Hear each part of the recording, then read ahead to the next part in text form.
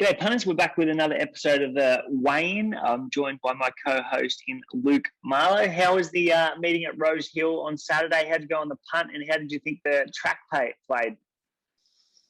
Hey, g'day BJ. Had a good weekend. Great to be back at Rosehill. I thought the track played obviously fast. Some of the times they were running very quick. A lot of class records went down, and I think it was an advantage to be on the speed and conserving ground. It was hard to sort of, although horses like On Taunt swoop from back in the field, I think ideally in a perfect world, you just wanted to be conserving that little bit of ground or having something take you into the race. But look, I really enjoyed the racing. I thought it was very good on the weekend. The Golden Rose was a good race. I did my cash on Anamoe, but I think he was just beaten by a better horse on the day. Yeah, he seemingly had his chance. He was in the wrong part of the track, but he did a terrific job, and it sets him up really nicely for the Caulfield Guineas. There were some good runs in behind him, but we'll get into that soon. How'd you go on the punt? You just told me that you might have won a little bit. Yeah, had a really good day, so that's always nice, especially this time of year. Get a bit of momentum up and really rip in. Lockdown's definitely been good for my punting. Doing a lot more work, pretty across it, pretty keen. I find you're always keen to dive in when things are going okay. So you're only as good as your last. So we've got to find some more winners. 100%. Let's jump in. The first race was a benchmark 88 over 1,900 metres. There was only one 1,900 on the day. Yee hovered around that $3.80 mark. On the day, he got out to $4 at the start of the race.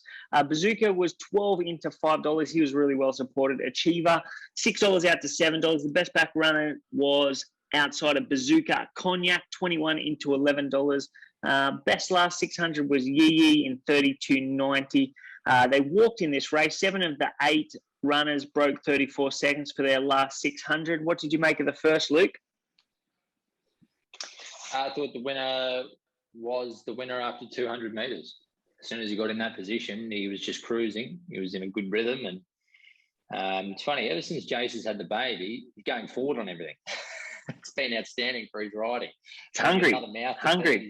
He's putting these horses into the race, which I'm liking. I didn't have a bet in this race, but look, once he got to that position, I think he was always going to be very hard to beat.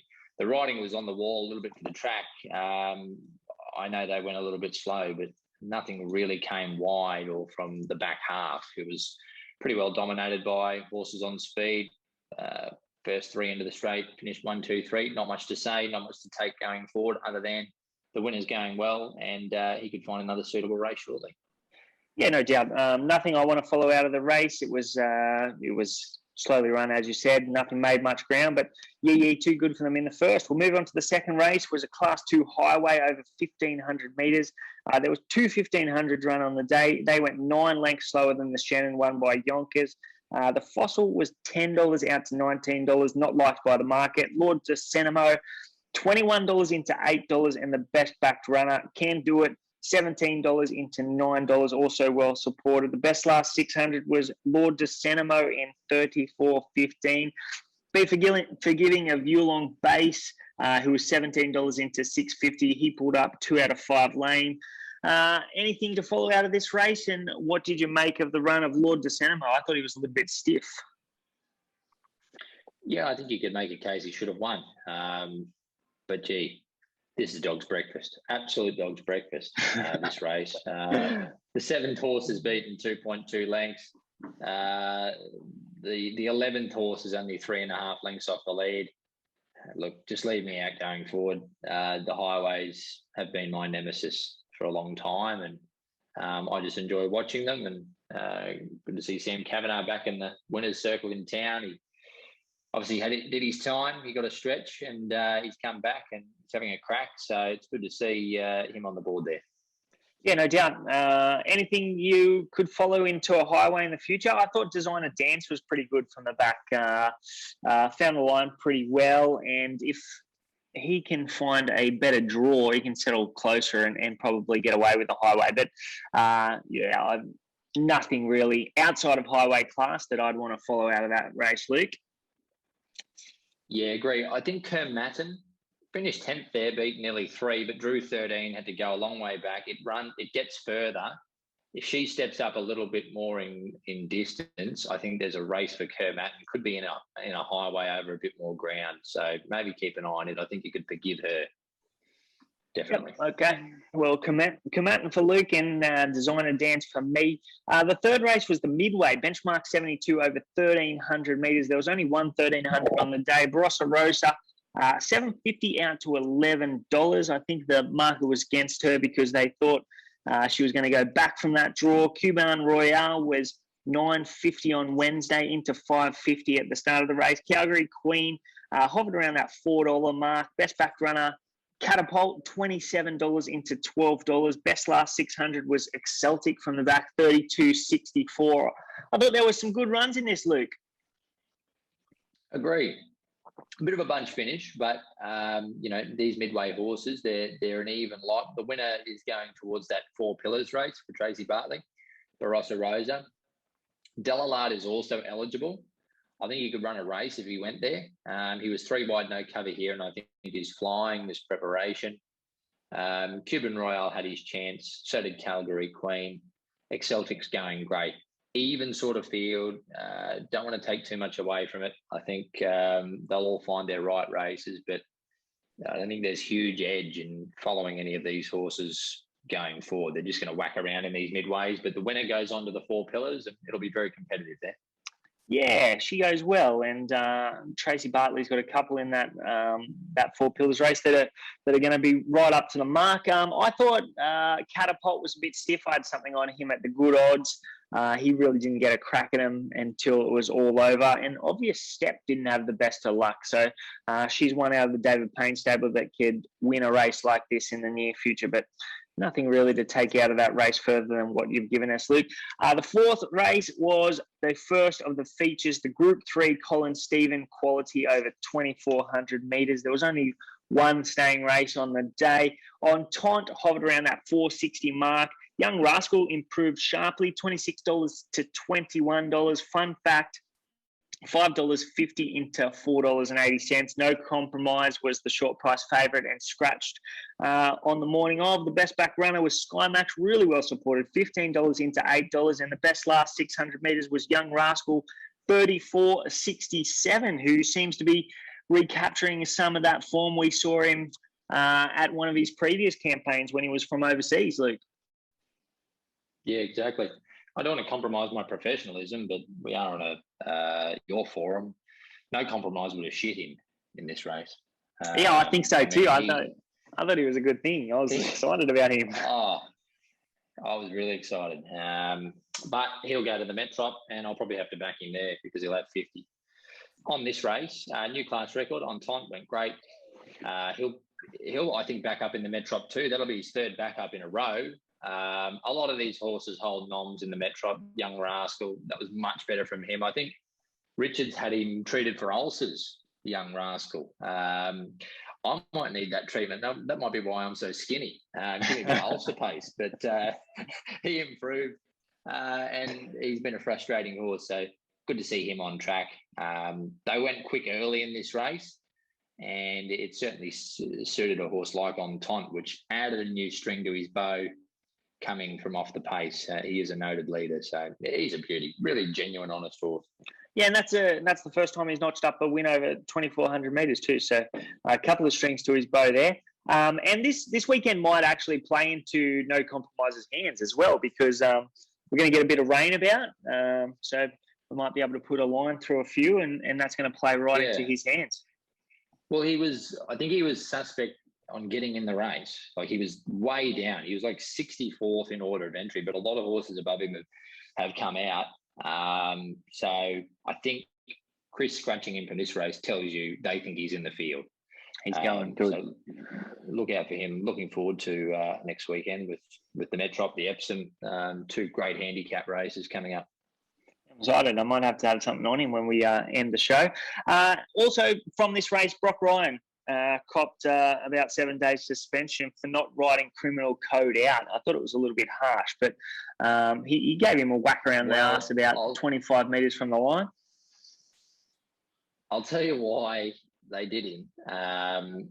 He dropped his hands a little bit in the highway in race 2 on So Say You. So he was questioned earlier in the day or spoken to, and he's sort of gone and done it again. So they gave him a little stretch. It wasn't long. I don't think he misses much. I mean, no, he loses 7 days or so. To the 9th.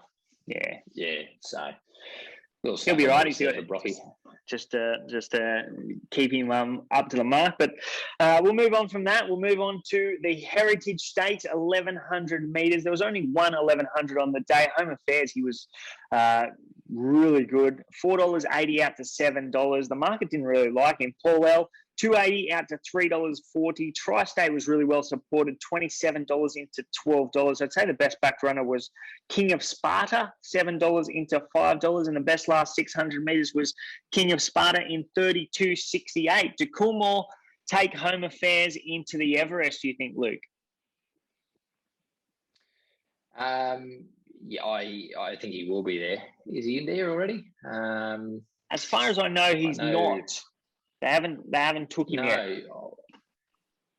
Yeah, they've got that horse in Melbourne that will be going around this weekend in the 3-year-old race. I'm not sure if you know the horse that I'm talking about, but I will get him up for us.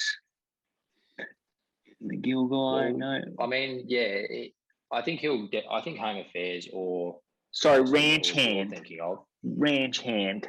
Well, he's a nice horse too. His went up the straight, beating Ingratiating the other day was unbelievable. The way he picked himself up and launched at the line. So it'll be one of those two in the Coolmore slot. Getting back to Home Affairs, I mean, he was off the map in early markets, 340 or something at one stage, and then he's SP'd $6?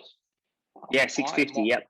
My only explanation for the drift had to be the map, but Nash has just bluffed them out of the lead here. He's pinged the gates, this horse. He's crossed Sort of State and Mautai very quickly. Those were two horses that on the map looked like they could be a real thorn in his side. But this was absolutely over after 200 metres. Once he crossed and led like that and got into a rhythm, he was unbeatable.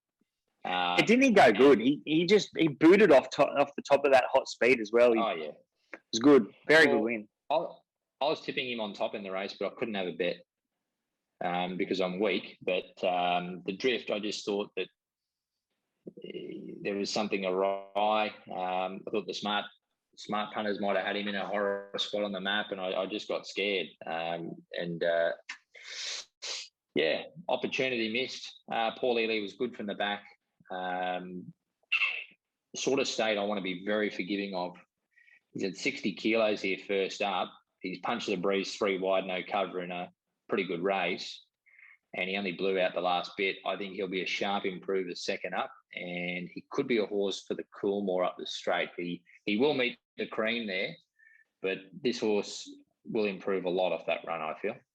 Yeah, that's interesting. I missed him. I'll have to go back and have a look at him. But I did notice that he was 3 deep without cover. But I thought I think King of Sparta measured up nicely here. He just got too far back from that wide draw. I'd suggest that they'll be going towards the Coolmore. Paulele, he was really good. He was there from that wide gate. He went back and then he was 3 deep at the back and he made that early move. And I think he still had the best last 200 of the race. So he's gone very good and he's a horse that can definitely be followed out into the future. Anything else to add there, Luke boy? No, but have you got a can of whiskers? Actually, no. Have I gone up? Yeah, no, I'm not going up early. You got a can of whiskers in the cupboard there for race 6? Race 6. Imaging. He's absolutely. Wasn't it a go? Absolutely. Yeah, race 6. Shannon Stakes, 1,500 metres. He was off the map. Imaging.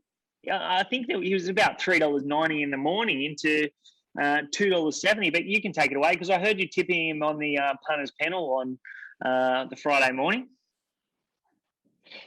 Yeah, I'm just having a look here. There he is, Imaging. Give him our podcast listeners won't be able to see that, but it's a whiskers can. It's He's brought the jokes tonight, Luke. What about this? 24 cans, 400 gram cans, $48. You can 24 too. So that's $2 a can. I find that quite expensive. Yeah, that's the chicken with mince whiskers. But in all fairness, it was too hard for him to track, and he's just fresh only. He goes like a rocket when he's fresh, and he was third up into a preparation 2 weeks off his last run. He was awful. He was very disappointing. Although only beaten 2 lengths, he was there to win. He got in the right position. He just couldn't do it. I couldn't have found Yonkers. I've got to be honest. I couldn't have possibly found him. First up last preparation at 1,500, he just whacked away.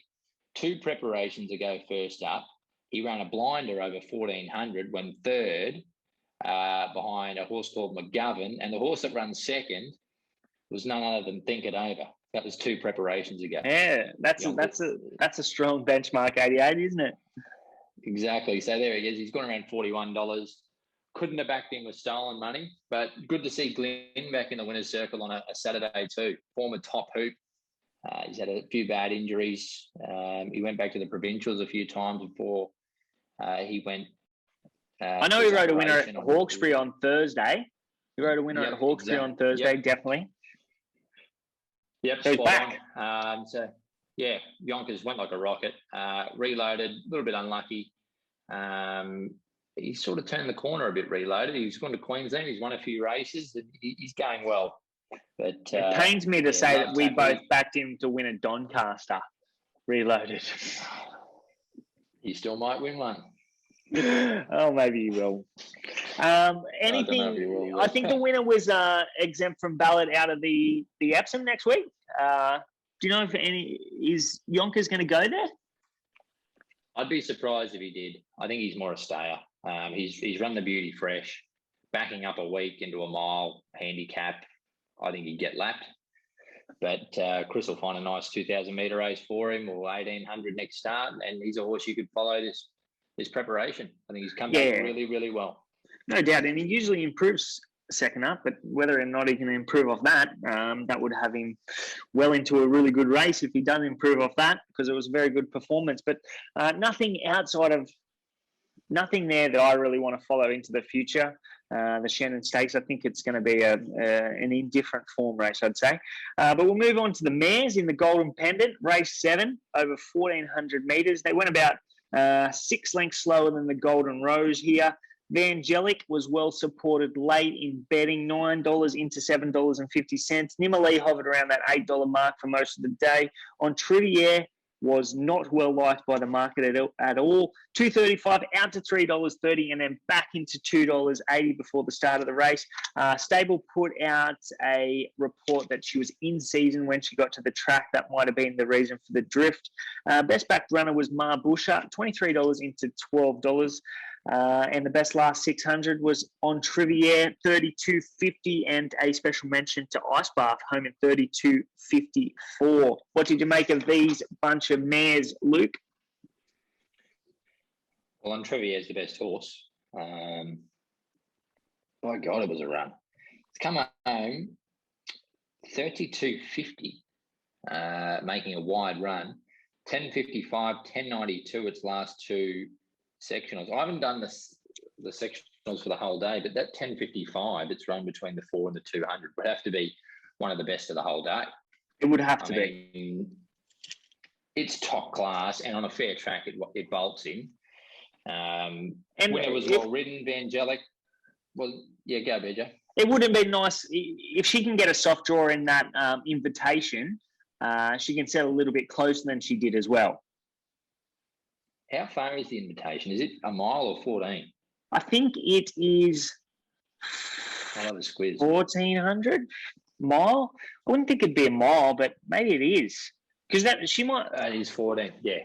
1,400, yeah. Because she just ticked that box as well. I think her one defeat previously was at 1,400 metres as well. You're spot on. So, she's going great. Winner's a tough little thing, Vangelic. It's been running in good races and deserved that win. Was well ridden in front. Nimalee just had to do that little bit of work to get outside the lead. I think she'll probably go to a race like the Invitation as well if she gets in, and she'd be competitive. Icebath will back up this week in the Epsom. There's a bit of rain coming. Good on hope Wednesday. too. Yeah. She'll be a good hope in the definitely. Epsom. I think Robbie Dolan booked there at 51.5, and she'll run really well. She's flying. She's just looking for a wet surface and a race that she can set a little bit closer in. So hopefully that's the Epsom. Like having an early look at the I just had a look today and I was like, oh, Icebath's going to be well suited there, especially if the rain does fall. I think there's about $11 about her there. So she can run well. Papali went all right for a 67 rater. I backed it last start at Gosford. So did I. It was against the bias. It was against the bias, but not good enough to win that, and then goes to a Group 2. So yeah, look, she sort of got pocketed by the third horse when J-Mac took off.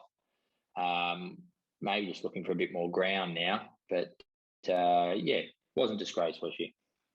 No. What about Fatus? I had something on Fatus. Do you think she ticked the 1400 meter box, or she peaked on her effort? She's only got beater length. She's gone okay. I'd prefer her at the shorter trips. Yeah, me too. I think back to 1200 metres, she's suited. She ran well there, and she was liked by the market. But whether or not she was liked by the market, or the market was just against Entriviere, and they had to make up that percentage somewhere. But we'll move on from that race. Race 8 was the feature race of the day, the Golden Rose over 1400 metres. They ran a class record here. In the Congo, set that up 9 lengths faster than the Golden Pendant. In the Congo was well supported, $11 into $7.50. Anamoe, they didn't budge him all day, $1.95 into $1.85. Coast Watch hovered around $27. There were some good last 600s here. Artorius home in $32.96. Startantes, who will most likely back up this week in the Flight Stakes, home in $33.14, and Anamoe home in $33.18. What are we doing with these here, Luke? Great ride on the winner. What about what Gay said to him on the way to the track? Yeah, don't give it a rest. Around the back. Timmy said, I'll just look to give him a breather coming down the side. And Gay said, don't you dare. Don't you dare. That's confidence, isn't it? Just brilliant, though. Like, use the horse's speed, got them all chasing. Anamoe had a stack to make up, and winner's just a tough bugger. He wasn't dying. He wasn't dying on his run either in the Congo. He was strong on the line. Yeah, he wasn't a loser for me, but the second horse was a good result for me. I was on early in the early markets.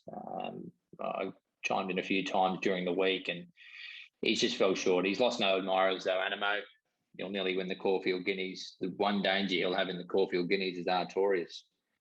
He's a freak, this horse.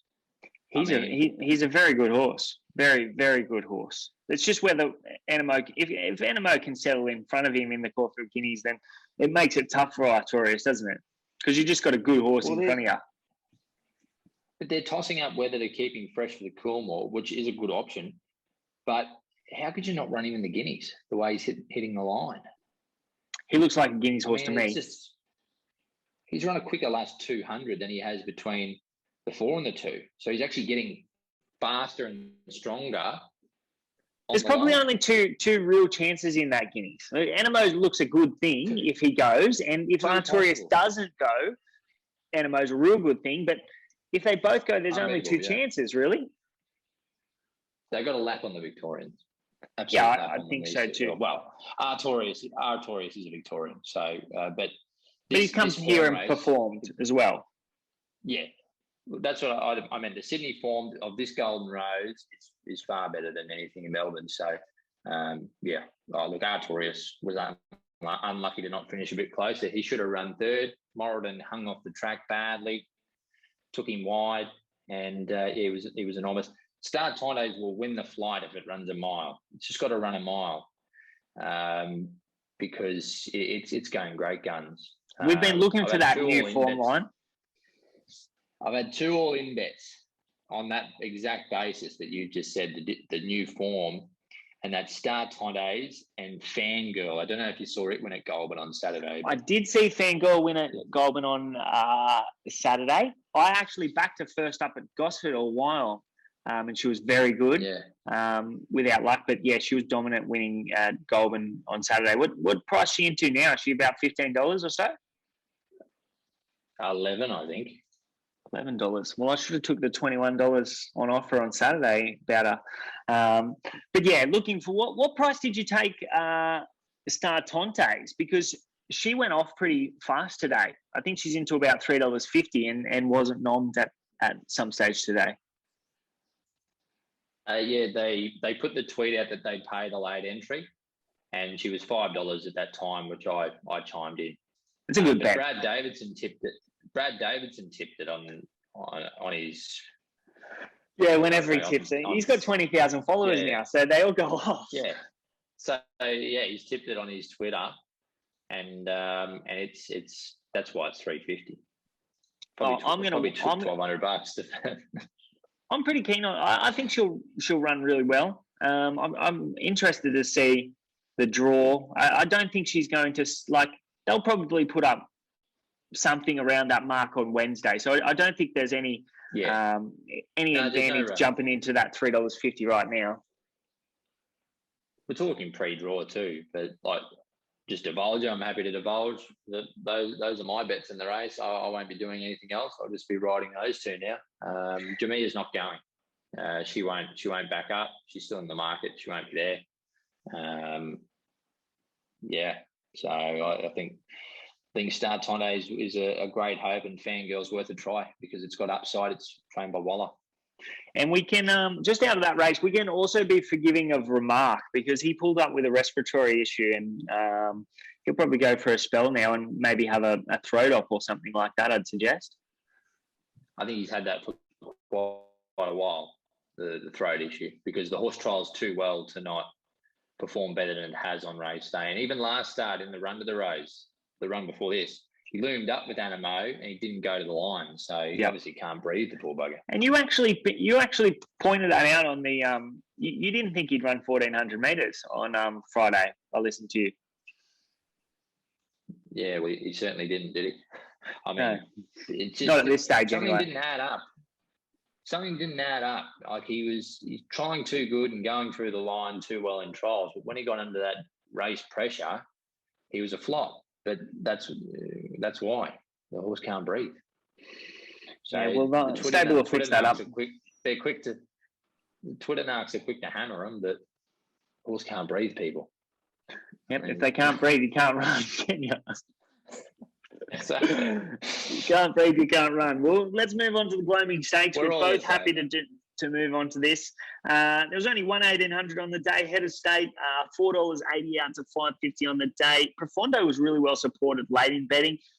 He opened up $4.50 in the morning. He got out to about $6 and was back into $4.80 at the start. Banaud, $10 out to $21. The market didn't like him. The best backed was Notions, probably $18 into $11. That was probably because she was going to go up and put herself on the speed and take up the rein. The best last 600 metres was Head of State, home in 33.27.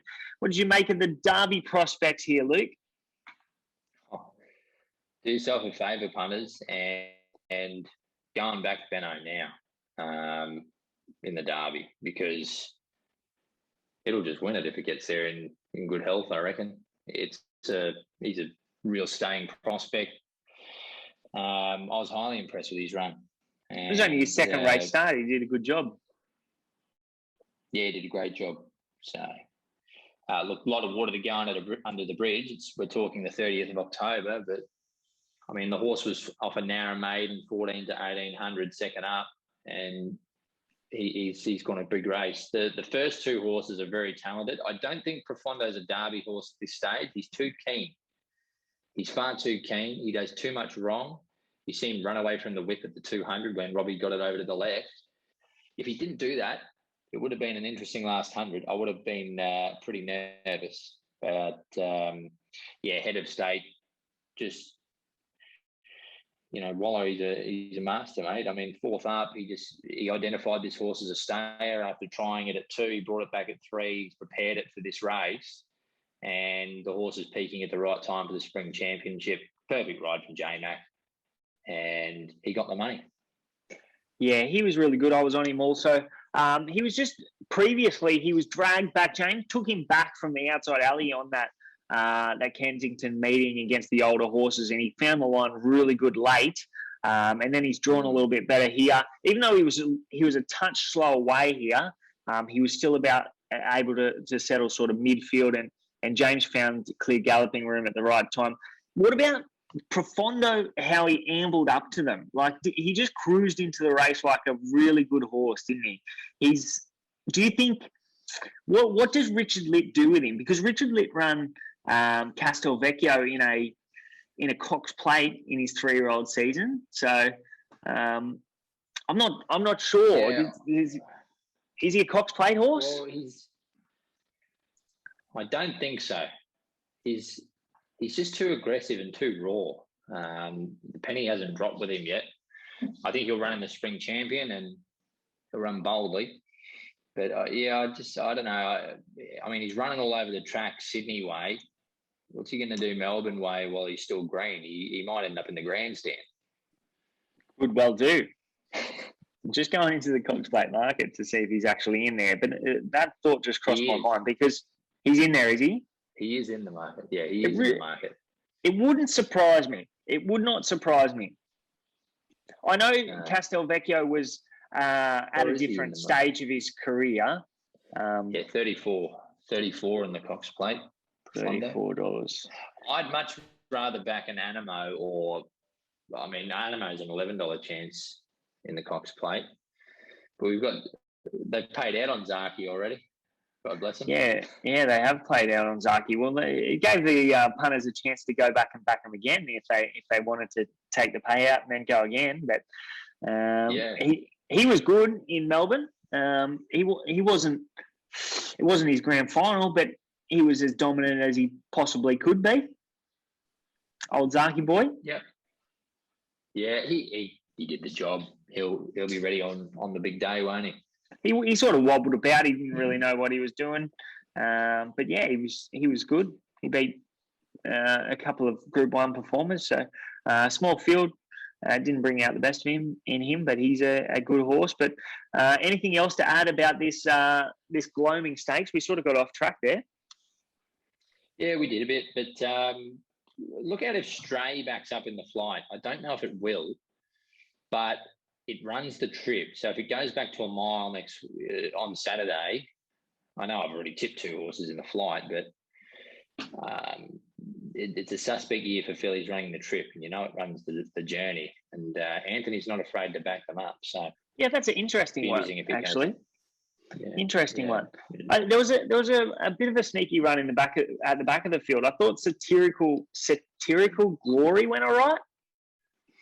You see it? He poked through late, didn't he? Yeah. He was whacking away. His last 200 wasn't as good as the likes of Banaud and Allegron and obviously the top 2, but he's batted on okay. I just don't think he has the class of those other horses. Yeah, he's still got a bit to learn, because he overraced early in the race. So he needs to settle if he's going to be competitive in a derby. But I'd suggest that that's the sort of way that they're heading, and he's got the right man in charge, John Sargent, to get him to a derby. But there's a few horses that I could follow out of that. I like Head of State. I think Head of State and Profondo are probably the best 2 horses. But I think at this stage of their career, I think Head of State will probably continue to have the wood on the other horse until further notice. Happy to move on to the last.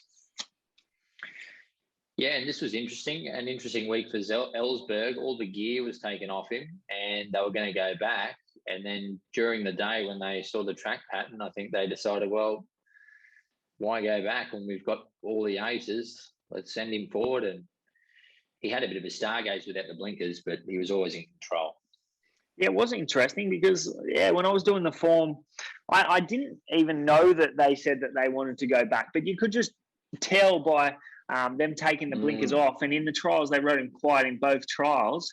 And then I guess the other horse, the horse of Peter and Paul Snowden's, what's his name? He came out of the race. He was Snitzerfire. Yeah, so he was probably going to go forward. And there was just they were really left with no other option if they were to be competitive in this race. They really had to go forward. And yeah, he was good. I had something on promotions. So well. I had something on promotions. He was okay. But yeah, Ellsberg does ping the gates really well. Yeah, he's a speed horse. His asset is his speed. I know he's a bit of an aggressive bugger, but yeah, I think he's a front runner, in my opinion. Yeah, it's interesting that because he had a successful preparation last prep, so it's interesting that they do decide to ride him back now. Anything to follow out of this race? They're probably thinking Golden Eagle with him, so they want him to sort of relax to get that 1500, etc. Definitely Kiku. It was unlucky. It's come back well. Follow it for sure. Yeah, I found him as found him. Kiku's a he, isn't he? It's a mare. She was really good.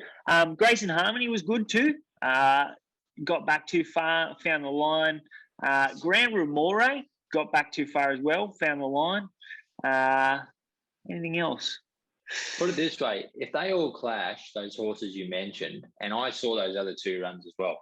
If they all clashed, Kiku would clearly be my preference because it got held up and it conceded weight to Grace and Harmony and Grand Remore. So if they all ended up in a similar race, I'd be siding with Kiku, definitely.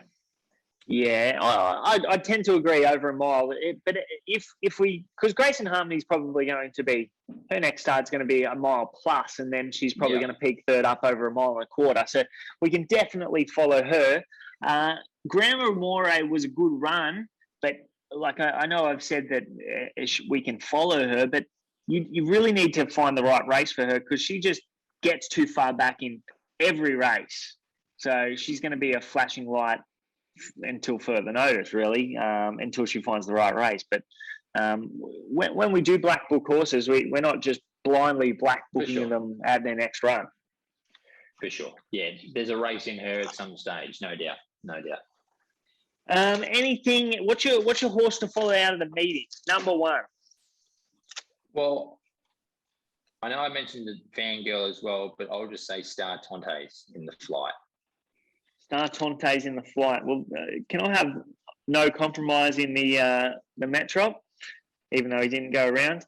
My horse to follow out of the meeting, I think Head of State is going to do some good things for this preparation. I know he's won the Gloaming, but he's probably got the Spring Champion coming up, and he could win a Group 1 this preparation, I reckon. Yep. Thanks for coming on the show, Luke. Have a good Tuesday night. It's not even Tuesday night, it's Monday night. Yeah, all good, mate. You too. It's been good fun. Looking forward to a great week, and give Alicia a cheer, punters. Spinning around at Randwick next Saturday. She'll hopefully win a big one. Be nice. Yeah, I actually I saw that. So Alicia's taking some rides for Chris Waller. Is that correct? Yes. So I think she'll end up on Anamoe in the Epsom, and the Metrop, I don't know what she's riding. But, mate, it'll be a good experience for her. And, it's always nice to be there on those big days. It's been one good thing about COVID. You look at blokes like Daniel Moore in Melbourne, what he's been able to do in recent times. He's won 2 Group 1s. 2 Group 1s in a week. COVID's an horrendous thing, but it's given some people some great opportunities and have been able to make the most of it. And, exciting week ahead, mate. We just keep rolling, and that's what we're all thankful for. Racing's endured all this. Been good. Yeah, I have no doubt that Alicia is going to forge a path in the city, and she's going to take her opportunity here. We're going to be praying for no rain for Anamoe because he's going to be a live chance if he gets a dry deck from a good draw. I reckon as long as it doesn't rain on the day for him, he'll be sweet. You just need a barrier. I mean, he'll draw 20 now. That was talking him up, but I think if he draws acceptably, he can't run poor because he's flying. His first 2 runs have been terrific, and we know that Chris will peak him on the day. Chris has got him absolutely airborne, and he drops 7 kilos. So, beautiful. And Alicia will give him every chance. Let's hope. All right, mate. I'll let you go. Thanks for coming on the show. Guys.